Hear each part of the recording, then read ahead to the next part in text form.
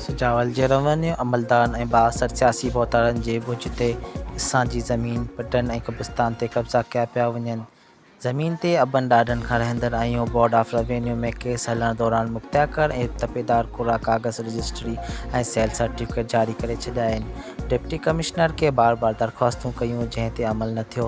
सुजावल लॻोट नियाज़ अहमद शेख जे रवासियुनि अब्दुल्ला शेख, बचल शेख, मोहम्मद उमर ऐं नियाज़ अहमद शेख प्रेस गरीब मिस्किन वॾेरनि पाड़े में वेठा आहियूं। असां ॾोह ज़ुल्म पिया कनि। असां ग़रीबनि खे चवंदा मारियो कुटियो, असां चवंदा टपड़ खणो लॾियो हितां। असीं मिस्किन के 40 साल खां अबनि ॾाॾनि खां वठी असीं इन्ही जे पाड़े में वेठा आहियूं। हाणे असांखे चवंदा हरभरू तव्हांजे टपड़ खणो। हाणे वॾा आहिनि, असां ग़रीबनि खे त मारीनि था। ज़मीन में अची असां सां वॾनि माण्हुनि 72 वॾेरा आहिनि जेके असां ज़मीन वेहण लाइ कोन्हे। असीं किथे बचा वठी बीहूं, चवनि था टपड़ ॿधो, असांखे धमकियूं मारण जूं ॾियनि था। तव्हांखे मारींदासीं, कुटींदासीं ऐं जेको सो इन ज़मीन मां टपड़ खणो। असीं केॾा मिस्किन टपड़ खणी वञूं। असीं अबनि ॾाॾनि जा वेठल आहियूं। कहिड़ो ॻोठ जो नालो छा आहे? टंडो आलम, ॻोठ टंडो आलम आहे ऐं नियाज़ शेख जो ॻोठ। उन मंझि हाणे असीं छा करियूं? ग़रीब असीं कहिड़े पासे वञूं?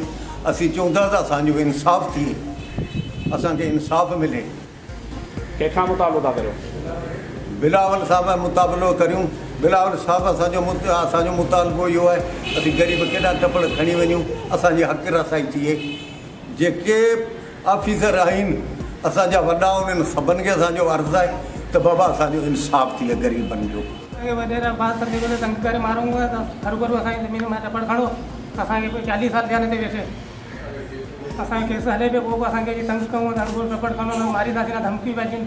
असां ॾोगड़ो कयूं के टेम खां वठी वेठा आहियूं, माना 40 साल थिया न वेठा आहियूं। पर हाणे हो चवनि था हरूभरू टपड़ खणो। हिकिड़ो हाजी मोहसिन जावेद ज़मीन कंहिंजी आहे जिते ॾेखारियो? जी उहा ज़मीन असांजी आहे।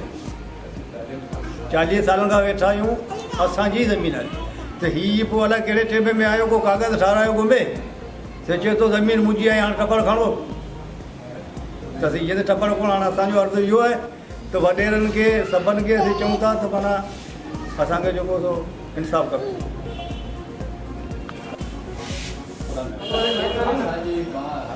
असांजी वाह पूरे जे वॾेरे खे